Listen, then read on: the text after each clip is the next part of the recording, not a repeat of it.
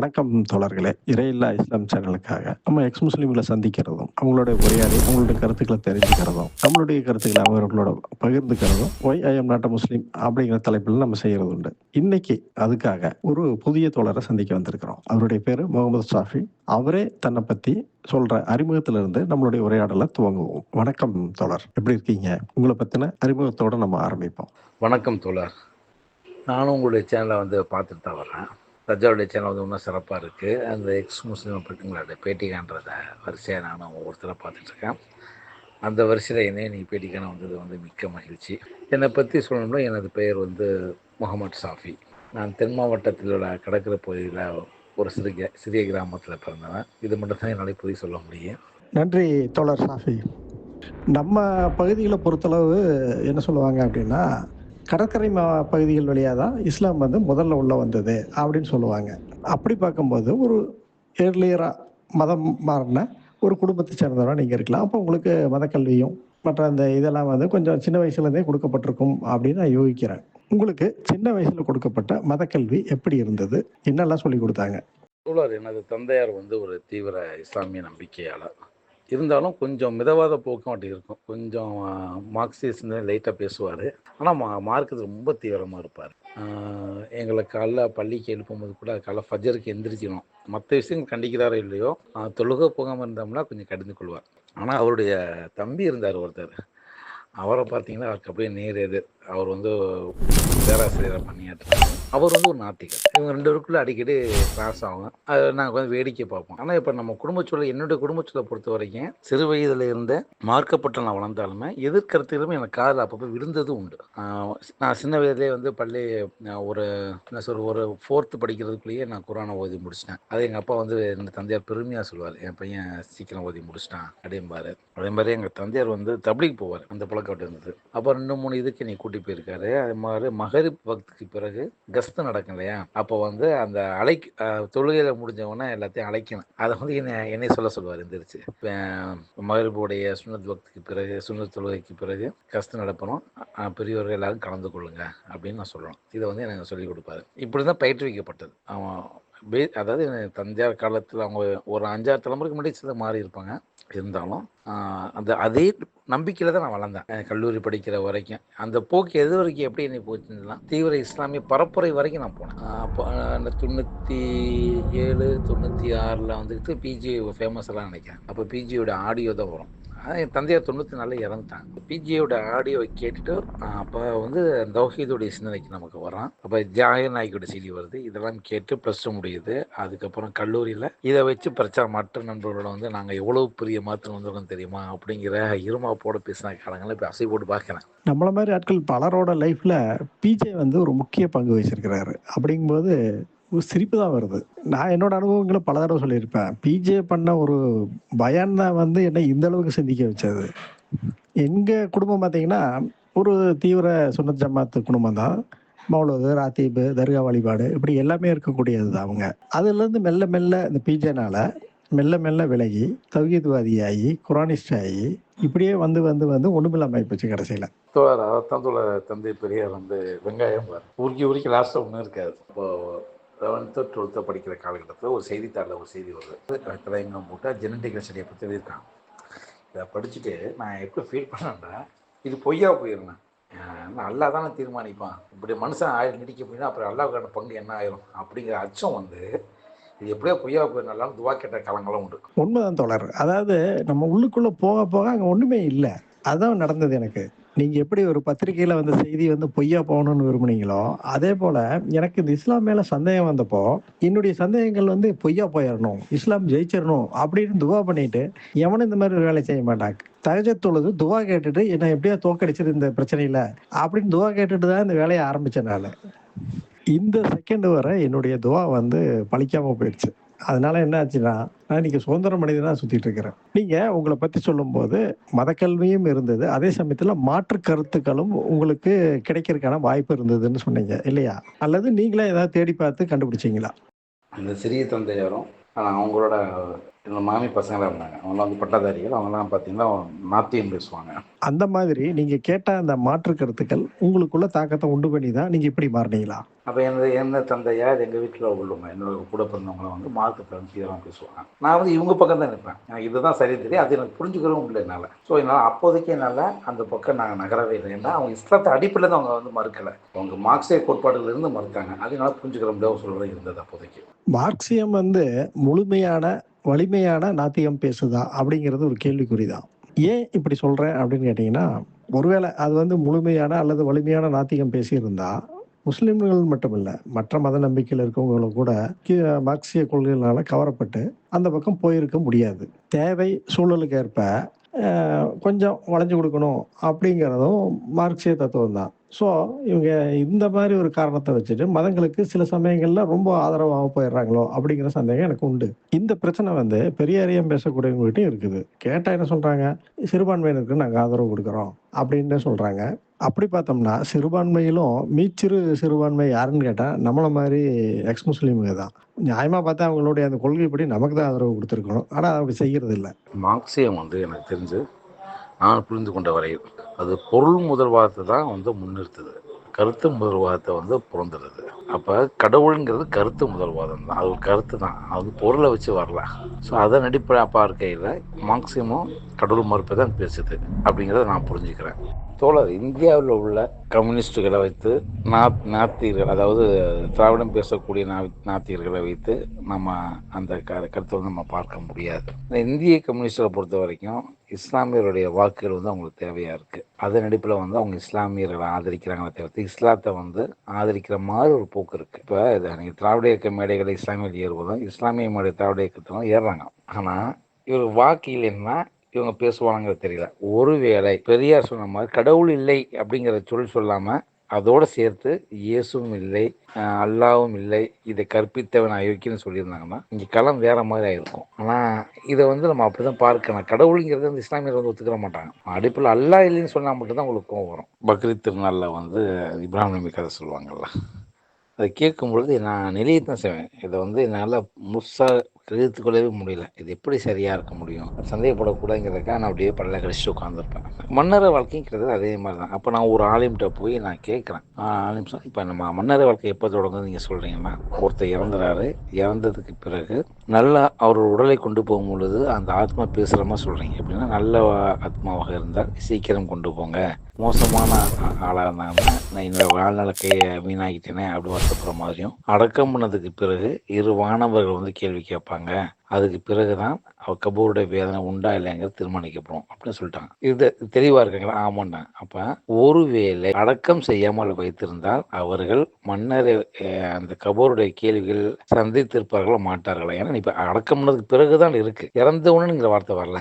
கேள்வி கேட்கும் பொழுது அவங்க சொன்ன பதில் வந்து எனக்கு இதுவரைக்கும் திருப்தியாக இல்லை. அதே மாதிரி பக்ரீத் திருநாளில் அவங்க சொல்ல அந்த ஒட்டகப்படையீடு சொல்லும் பொழுது மகன் பேர் எழுதி போட்டால் இதெல்லாம் கேட்கும் பொழுது அது ஒரு பண்பட்ட சமூகத்துல இருந்து வந்த இது மாதிரி அது இல்லை. இதை நிறைய பேர் அழுகுவாங்க. அந்த பக்ரீத் நல்லா போய் உட்கார்ந்தோம்னா அந்த பயானை கேட்டு சில பேர் கண்ணீர் விடுவாங்க. எனக்கு அது கொஞ்சம் மிகையா இருக்கும். அவ்வளோ அழுகுமே அழுகுறாங்களா அப்படிங்கிற மாதிரி நினைச்சிட்டு இந்த காலங்கள்லாம் உண்டு தோழர். நான் நகர்ந்தேன் அப்படிங்கிற போது, எப்பொழுது நான் இஸ்லாத்துக்கு மாற்றாக நான் நகர்ந்தேன் அப்படிங்கிற போது, நான் அமீரகத்தில் பணியாற்றிய பொழுது எனது மாமி மகன் என்ன செய்யறார், அவர் வந்து ஒரு மார்க்சிஸ்ட், இறை நம்பிக்கையற்றவர் தான், அந்த கடின உழைப்பாளி. அவர்கிட்ட பேசும்பொழுது மார்க்சிஸ்டில் பேசுகின்ற பொழுது எனக்கு 2 புத்தகங்களை வந்து கொடுத்தார். இது முடிந்தால், நேரம் கிடைத்தால், விரும்பினால் இதை படிங்க அப்படின்னா. அந்த 2 புக்கில் ஒன்று வந்து ஐயா கி வீரமணி எழுதின கீதையின் மறுபக்கம். அதே மாதிரி இன்னொரு புக் என்னன்னா சுபவி எழுதுனா பெரியாரின் இடதுசாரி தமிழ் தேசியம். அதாவது முதல்ல நான் படித்த புக் வந்து கி வீரமணி எழுதின புக்கு. அதை படிக்கின்ற பொழுது நான் ஒரு ஆர்வமாக எடுத்தேன். அதனால் பொதுவாக பெரியார் மேடைகளை இஸ்லாமியர்கள் உட்கார்ந்து இருப்பதற்கு காரணம் அவர் அதிகம் விமர்சிப்பது இந்து மத கடவுள்களை. அதை கேட்கின்ற போது நமக்கு சுகமாக இருக்கும். அந்த கடவுள் நல்லா கேள்வி பண்ணுறாங்க, நமக்கு வந்து ஒரு அல்பத்தனமான சந்தோஷம் ஒன்று கிடைக்கும். அந்த அல்பத்தனமான சந்தோஷம் அந்த புக்கை நான் வாங்கி படித்தேன். ஆனால் அந்த புத்தகத்தில் ஒரு வரி கூட இஸ்லாம் குறித்தோ முகமது குறித்தோ வரி இல்லை. ஆனால் அந்த படித்து முடித்து வைத்ததுக்கு பிறகு நான் என்னை பகுப்பாய்வு செய்கிற நேரத்தில் நகர்றேன். ஏன்னா அதில் ஒரு சில விஷயங்கள் வரும். ராமர் கையில் வில்லு இருந்தது, கிருஷ்ணர் கையில் சங்கு சக்கரம் இருந்தது, 24,000 ஆண்டுகளுக்கு முன்னாடி எப்போ இரும்பு வந்தது, எப்படி இந்த மாதிரி ஒரு லாஜிக்கலான கொஸ்டினை கேட்டிருப்பாங்க. அப்போ நாம் நம்புகின்றதுல இப்படி இருக்குது அப்படின்னு பார்க்கும்பொழுது அப்போ தான் நான் முதல்ல தடுமாறேன். அந்த தடுமாற்றத்தில் இருக்கும் பொழுது என் பெரியாருடைய அறிமுக புக்கு எனக்கு கிடைக்கிது. அதுவும் என்னை நகர்த்துது. இந்த 2 புக்கு, இந்த 2 புத்தகங்கள் வந்து என்னை நகர்த்தும் பொழுது, எனது சிறிய தந்தையார் வந்து ஒரு கம்யூனிஸ்ட். ஒரு பெரிய பேராசிரியர் கூட. அவர்ட்ட முகமத பத்தி நான் இன்னொரு முறை கேட்கும் பொழுது, அவர் சொன்ன ஒரே வார்த்தை, "இஸ்லாத்தில் ஒரே ஒரு முஸ்லீம் தான் முதலும் இறுதியுமாக இருந்த ஒரு நல்லவர். அவர் யார் என்றால் முகமது." அப்படின்னு சொல்லிட்டு ஒரு பெருமையா தான் சொன்னார். அப்போ முகமது மீது உள்ள மரியாதை இருந்தது. அவர் சரியான மனிதர் தான் அப்படிங்கிற அடிப்படையில். அந்த நேரத்தில் தான் இறையில்லா இஸ்லாம் நினைக்கிறேன் கற்பனை கொண்டு இஸ்லாம்ங்கிற ஒரு வெப் அந்த பிளாக் கிடைக்குது. அதை படிக்கிறேன். ஒரு 47 58 கட்டுரைகளாக இருக்குது. அதை வரிசையை பார்க்குற முதல்ல நான் படித்த கட்டுரைன்னா முகமது நல்லவரா கெட்டவராங்கிறது. அப்போ அந்த தலைப்பை தேர்ந்தெடுக்கும்போது நல்லவர் தான் முடிச்சிருப்பாங்க அப்படின்னு நம்பிக்கையில் எடுத்தேன். ஆனால் அதை வந்து நேரெதிராக கிடைத்தது. இது வந்து அடுத்த கட்டத்துக்கு நகர்த்துது. இதில் வந்து பெரும்பங்கு செங்கோடி தோழருக்கு உண்டு. நன்றி தோழர். மார்க்சியம் முழுமையான அல்லது வலிமையான நாத்திகம் பேசுதா அப்படின்னு ஒரு விமர்சனம் வச்சதுக்கு காரணம் இங்க இருக்கிற கம்யூனிஸ்டுகளும் அவர்களுடைய செயல்களையும் பார்த்துதான். அதுவும் இல்லாம இன்னைக்கு வரை இருக்க என்னுடைய ஒரு நிலைப்பாடு என்னன்னு கேட்டீங்கன்னா, அவங்க பொருள் முதல்வாதம் பேசியிருந்தாலும் ஆனா மதங்கள் மேல ஒரு சாஃப்ட் கார்னர் இருக்கும் அப்படிங்கிற எனக்கு ஐயப்பாடு இப்பவும் இருக்கு. அப்புறம் ஒரு சின்ன திருத்தம், நீங்க குறிப்பிட்டது இறையில்லா இஸ்லாம் தளம் இல்லை, அது செங்கோடி தளம். செங்கோடியில தான் நம்ம தோழர் வந்து இஸ்லாம் கற்பனை கோட்டையின் விரிசல் ஒழிய அப்படின்னு ஒரு தொடர் எழுதிட்டு இருந்தாரு. அந்த சமயத்துல நானும் இஸ்லாம் பத்தின ஆய்வுகளை செஞ்சு மண்டையை பிச்சுக்கிட்டு என்னடா அது யாருமே இல்லாம தனியா இருக்கிற மாதிரி ஒரு ஃபீலிங் வரும்போது எனக்கு அந்த செங்கோடி தளம் தான் நம்மள மாதிரி சிந்திக்கக்கூடிய ஆட்கள் இருக்கிறாங்களே அப்படின்னு ஒரு தைரியத்தை கொடுத்தது. இஸ்லாம்ல தீவிர நம்பிக்கையில இருக்கும்போது கூட எனக்கு இந்த கபர் வேதனை, நரகம் இதை பத்தின பயம் இருந்தது இல்லை, சொர்க்கத்து மேல ஆசை இருந்ததும் கிடையாது. அதுவே அந்த நம்பிக்கை போனதுக்கு அப்புறம் பார்த்தா இது எல்லாமே பயங்கர காமெடி ஆகி போச்சு. இப்ப நீங்க சொல்லும்போது கீவரமணி அப்புறம் சுபவீர பாண்டியன் இவங்க 2 பேரும் எழுதின புத்தகங்கள் வந்து உங்களுக்கு ஒரு சிந்தனையை தூண்டி விட்டது அப்படிங்கிற மாதிரி குறிப்பிட்டிருந்தீங்க. அவங்க 2 பேருமே இஸ்லாமை பத்தி எதுவுமே குறிப்பிடலைன்னாலும் பேரலாம் நீங்க அதே சிந்தனையை இந்த பக்கம் திருப்பியிருப்பீங்க. அப்படி வரும்போது நீங்க முதல்ல எடுத்த தலைப்பு அது இப்போ நீங்க குறிப்பிட்ட கபர் வேதனையா அல்லது வேற ஏதாவது? அப்புறம் அது சம்பந்தமா என்னென்ன படிச்சுக்கிட்டீங்க, எப்படி அதுல இருந்து முரண்பட ஆரம்பிச்சீங்க? நான் கபூருடைய வேதனை போன்ற கேள்வியோட பயணிக்கும் பொழுது என்னோட மாமி பையன் திரும்பவும் இன்னொரு தடவை நான் பேசுகிறேன். அப்போ குர்ஆனோட வசனங்களில் ரொம்ப முத்திரை வாக்கியம்னு சொல்லுவாங்க, 2 கடல் நடுவில் ஒரு திரை உள்ளது அது அப்படிங்கிற வசனத்தை சொல்கிறேன். அப்போ நான் அதுக்கு அவங்கள்ட்ட சவால் விடுறேன், இதுக்கு நீங்கள் என்ன மச்சான் பதில் சொல்கிறீங்கன்னு. அப்போ அவர் என்ன கேள்வி கேட்டார்னா, முதல்ல கடல்னா என்னன்னு கேள்வி கேட்டார். அந்த கேள்வியின் தொடக்கம் தான் வந்து அடுத்த மாற்றமே. அப்போ என்ன சொன்னார், பூமியில் உள்ள 3 பகுதி நீரால் சூழப்பட்டது தான் கடல். நாம தான் பேர் வச்சிருக்கோம், இது இந்திய பெருங்கடல், அரபிக் பெருங்கடல், வங்காள விரிகுடா என்று. நம்மளோட ஜியாகிரபிக்கல் ரெப்ரசன்டேஷனுக்காக தான். மற்றபடி கடல் எல்லாம் ஒன்று தான். ஸோ 2 கடல் 3 கடலுங்கிற பேச்சுக்கு இங்கே இடம் இல்லை அப்படின்னு உடையும் பொழுது அங்கே நான் தடுமாறுறேன். அதுக்கப்புறம் தான் செங்கோடியுடைய ஒவ்வொரு கட்டுரைகளும் படிக்க படிக்க படிக்க படிக்க செங்கோடியை கட்டுறது எனக்கு அதிகமாக வந்து தாக்கத்தை ஏற்படுத்தியது. இஸ்லாம் குறித்த விழிப்புணர்வு வந்து அதிகமாக மாற்றியது அதில் தான். அதுக்குள்ளே படித்து வரும்போது தான் நான் படிப்படியாக நான் மாறுறேன். எனக்கு வந்து குர்ஆனில் உள்ள மாற்று வந்து தெளிவாக எடுத்து உரைத்ததில் வந்து செங்கோடிக்கு பெரும் பங்கு உண்டு. ஆமா, மிகச்சரியான பதில் அது. ஏன்னா நம்மளுடைய வசதிக்காக நம்ம தான் கடல்களுக்கு பேர் வச்சு பிரிச்சு வச்சுட்டு வந்துருக்கோம். மற்றபடி எல்லாமே ஒரே தண்ணி தான். இன்னும் கூட சரியா சொல்லணும் அப்படின்னா, பூமியுடைய அவுட்டர் சர்ஃபேஸ்ல பள்ளமான பகுதிகளில் தண்ணி நிற்குது, மேலான பகுதிகளில் நம்ம நிற்கிறோம். மீதி எல்லாமே ஒண்ணுதான். தண்ணி எல்லாமே வந்து ஒன்னோட ஒன்று கனெக்ட் ஆயிருக்கு. ஏதோ பிட்டா தனியா நின்று இருக்கு அப்படின்னா வெவ்வேறு கடல்கள் அப்படின்னு சொல்லலாம். ரெண்டாவது, அதுல கலக்கக்கூடிய நன்னீர்களை பொறுத்தளவு அதோட டென்சிட்டி இதெல்லாமே மற்ற கேரக்டர் எல்லாமே மாறும். அந்தந்த கலக்கிற இடத்துல மட்டும்தான் மாறும். மற்றபடி பார்த்தீங்கன்னா எல்லா இடமும் ஒண்ணுதான். அப்படியே தனித்தனியா பிரிஞ்சு இருந்தாலும் அப்படியே மெல்ல மெல்ல அது ஒன்று சேர்ந்துருவது. அதே மாதிரி கடலை தொடர்ந்து அடுத்த ஒரு நமக்கு தொடர்ந்த இன்னொரு கேள்வி வானம். 7வது வானத்துல தான் எல்லாம் அரிசியில் இருக்கான். அறிவியல் படி அப்படி இருக்கா அப்படின்னு பார்த்தோம்னா வானத்துல ஒரு நம்பர்லாம் கிடையாது. பூமி வந்து ஒரு அந்தரத்துல சுத்தக்கூடிய ஒரு கோள், அவ்வளவுதான். பூமியை சுற்றி உள்ள வெற்றுப்பகுதி அனைத்துமே வானம் தான். நமக்கு மேலே பார்த்து வானம் இருக்கு, மேலே வானம் நம்மளா சொல்லிக்கிறோம். ஸோ இப்படி வரும்பொழுது அரசுக்கு எங்கே இடம் இருக்கு அப்படிங்கிற கேள்வியும் வருது இல்லையா?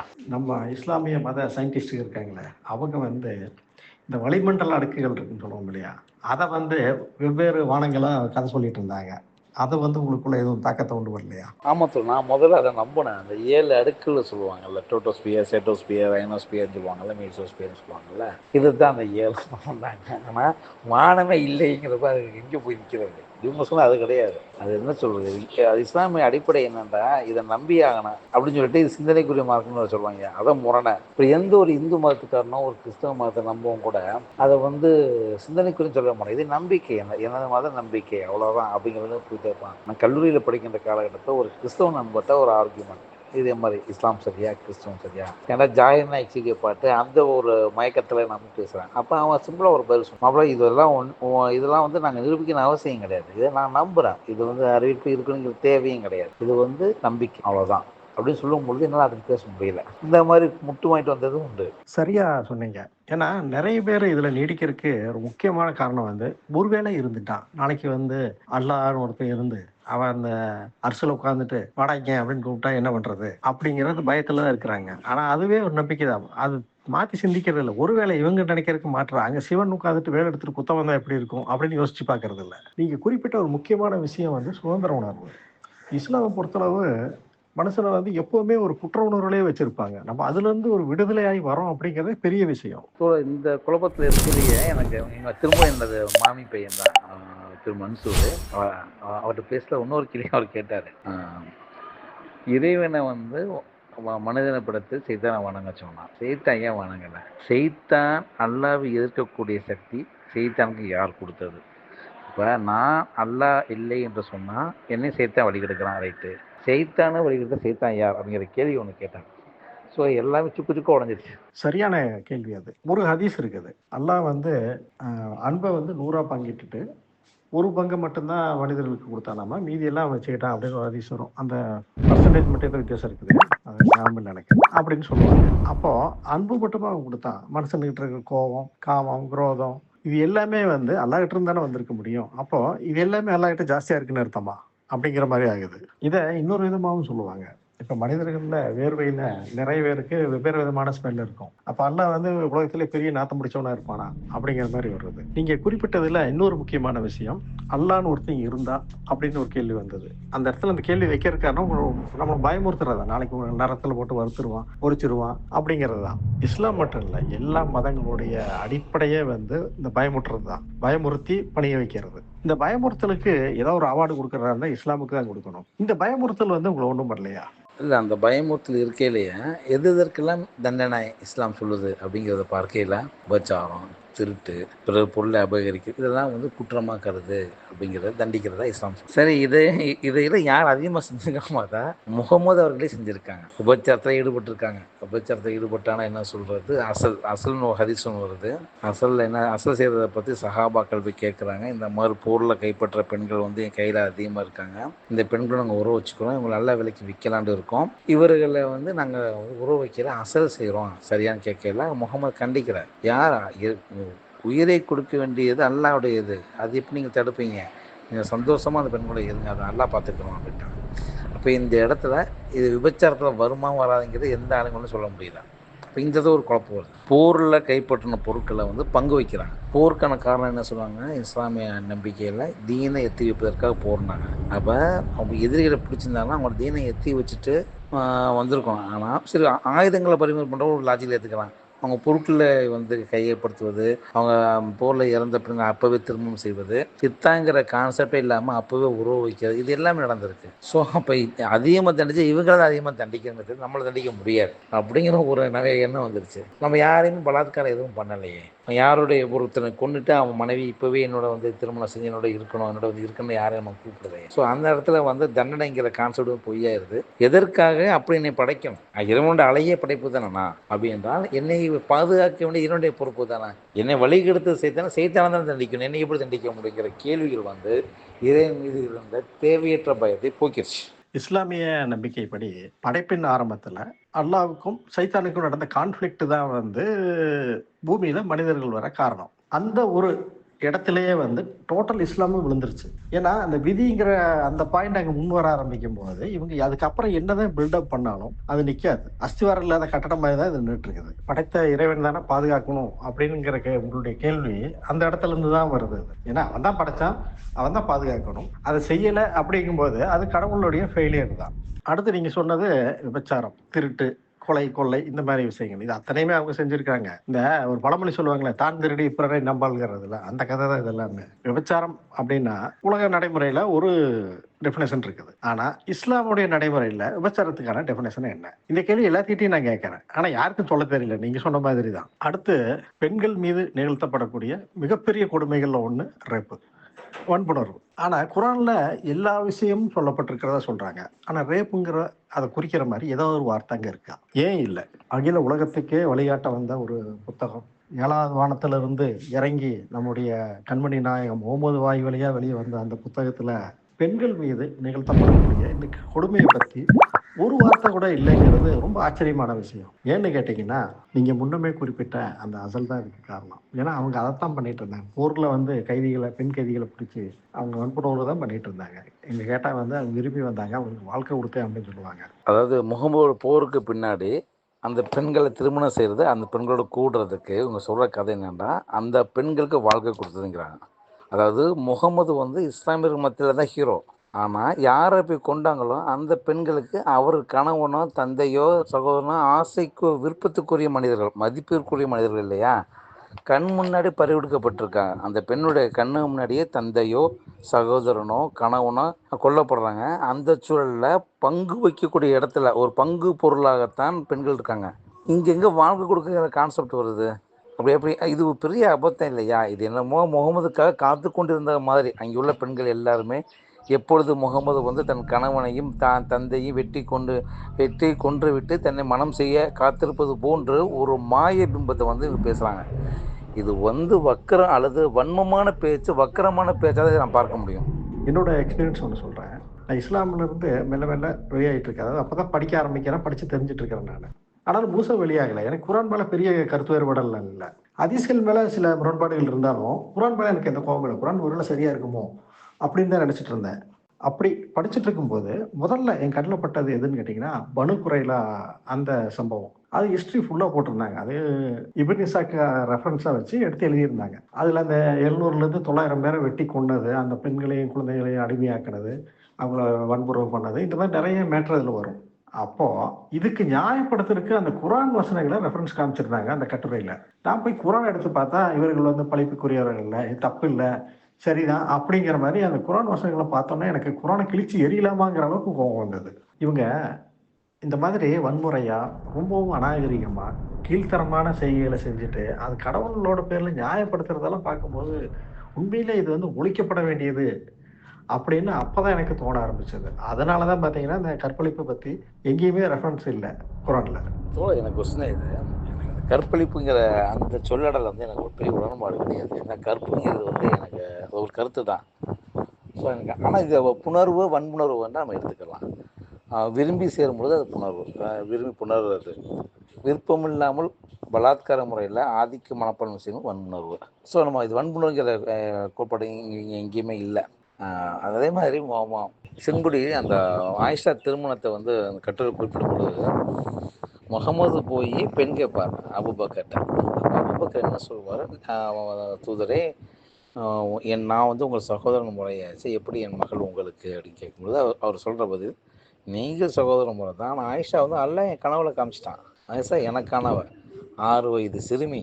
யோசிச்சு பாருங்க தோழர், இமேஜின் கூட என்னால் பண்ண முடியல. அப்போ கேட்குறேன், அப்போ கூட பாருங்களேன், அந்த இறை நம்பிக்கை அபூபக்கர்ட்ட முகமது இருந்தாலுமே அபூபக்கர் ஒரு வைக்கிறார். என்ன வைக்கிறாரு, வேண்டாம் இப்போ திருமணம் செய்து கொள்ளுங்க, ஆனால் 2 ஆண்டு கழிச்சு தாம்பத்தியம் வச்சுக்கிறேன்டார். அதான் வயது வந்ததுக்கு பிறகு. ஒருவேளை அவர் அந்த வைக்கவில்லை என்றால் ஃபாத்திமா ஆயிஷாவுடைய நிலைமை என்ன என்று செங்கோடி முடிச்சிருப்பாரு. ஆமா, நீங்க சொல்றது சரிதான். நானும் அந்த வன்புணர்வு தான் யூஸ் பண்ணுவேன். சில சமயங்கள தெரியாம அந்த பழைய ஞாபகத்துல இருந்து சிலது வந்திருக்கும். அதை திருத்திக்கலாம். இந்த விஷயத்துல குறிப்பா அந்த ஆயிஷாவுடைய வயசு மேட்டர் இருக்கு இல்லைங்களா? இந்த விவகாரத்துல முகமது ஒரு மட்டமான மனிதர். அவருக்கு தேவை அப்படிங்கும்போது அபூபக்கரை கன்வின்ஸ் பண்ணி 6 வயசு பிள்ளையை கல்யாணம் பண்ணிட்டாரு. ஆனா இதே பிரச்சனை அவருடைய மகளுக்கு ஃபாத்திமாவுக்கு வந்தப்ப இவர் என்ன பண்ணாரு?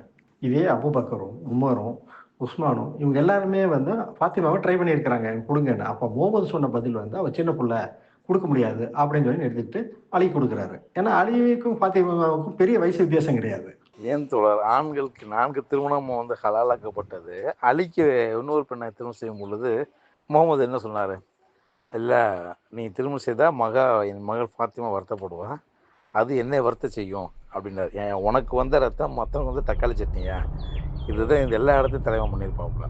அதாவது அவர் எல்லார் பெண்களையும் வந்து திருமணம் செய்யக்கூடிய இடத்துல இருப்பார். ஆனால் அவர் திருமணம் செய்த பெண்கள் அத்தனை பேரும் நம்ம எல்லாருக்கும் அம்மா. என்னடா கொடுமையாக இருக்குது. இந்த மாதிரி அடுத்தடுத்த செய்திகளா படிக்கிறேன் நான் அந்த ஆய்வுல.